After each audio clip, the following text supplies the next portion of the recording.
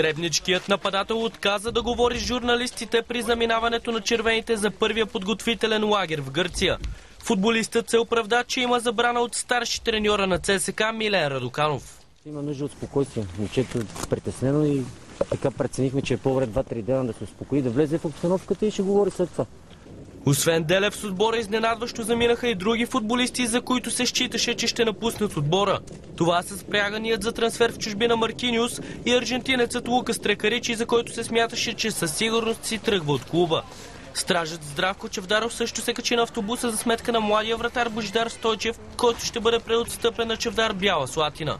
Ремонтът на стадион Българска армия, който трябваше да започне преди 3 дни, ще стартира в понеделник. Ще бъдат подменени всички седалки и ще бъде положено ново тревно покритие. Предстои изграждането на нова VIP ложа и нови журналистически банки. Общата цена на проекта ще е около 500 000 лева.